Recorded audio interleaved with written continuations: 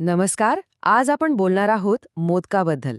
हा फक्त एक गोड पदार्थ नाहीये, तर श्रद्धा आणि आनंदाचे एक सुंदर प्रतीक आहे.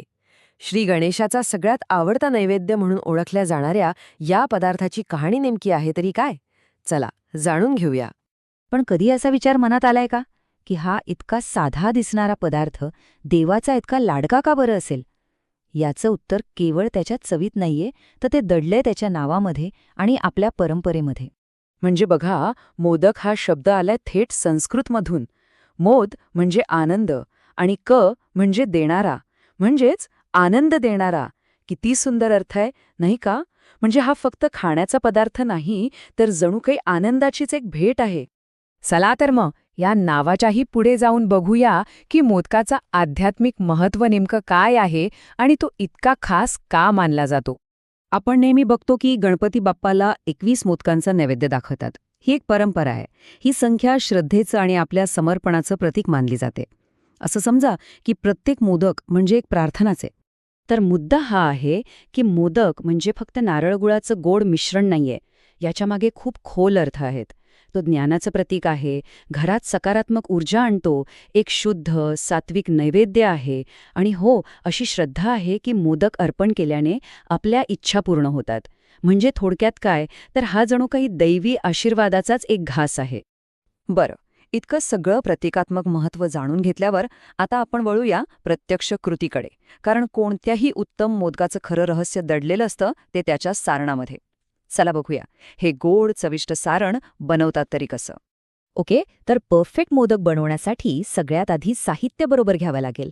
सारणासाठी आपल्याला लागणार आहे ओला नारळ आणि गूळ. तर आवरणासाठी अर्थातच तांदळाचं पीठ. हे त्याचे मुख्य घटक आहेत. सारण बनवणं ना खरं तर खूप सोपं आहे. कढईत थोडं तूप, नारळ आणि गूळ एकत्र करून मिश्रण घट्ट होईपर्यंत छान परतायचं. आणि मग शेवटी वेलची जायफळ पूड, आहाहा, सुगंधानेच घर भरून जातं. पण एक गोष्ट लक्षात ठेवा, सारण वापरण्याआधी ते पूर्णपणे थंड होऊ द्यायचं. ही खूप महत्वाची टीप आहे. सारण तर तयार झालंय आपलं. आता वळूया मोदकाच्या दुसऱ्या आणि तितक्याच महत्वाच्या भागाकडे. ते म्हणजे त्याचं बाहेरचं पांढरं शुभ्र नाजूक असं आवरण, ज्याला आपण उकड असंही म्हणतो. ही स्टेप खरंच खूप महत्वाची आहे. पाण्याला मीठ आणि तूप घालून चांगली उकळी आणायची आणि पाणी उकळलं की गॅस बंद करून लगेच त्यात पीठ घालायचं.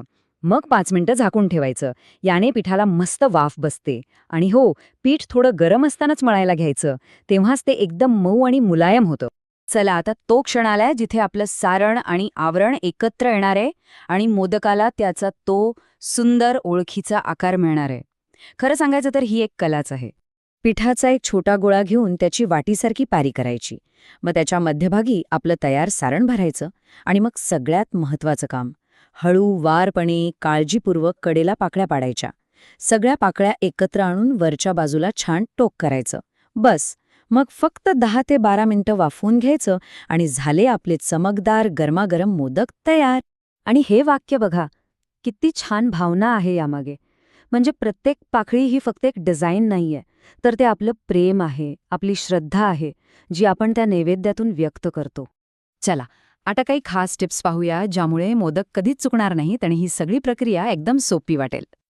ही काही गुपितं आहेत, लक्षात ठेवा. पीठ घालताना पाणी नेहमी कडकडीत गरम हवं. पीठ जर कोरडं वाटलं ना, तर मळताना गरम पाण्याचेच काही थेंब वापरा. वाफवल्यानंतर मोदकांना थोडंसं तूप लावलं की चमक अजून वाढते. आणि एक खास गोष्ट, केळीच्या पानावर वाफवून बघा, एक अप्रतिम सुगंध येतो. तर मग आज आपण फक्त मोदक कसे बनवायचे हे नाही शिकलो, तर त्यामागचा अर्थही समजून घेतला. आपण हे शिकलो की कसं साध्या सोप्या घटकांमधून आनंद देणारा एक पदार्थ तयार करता येतो.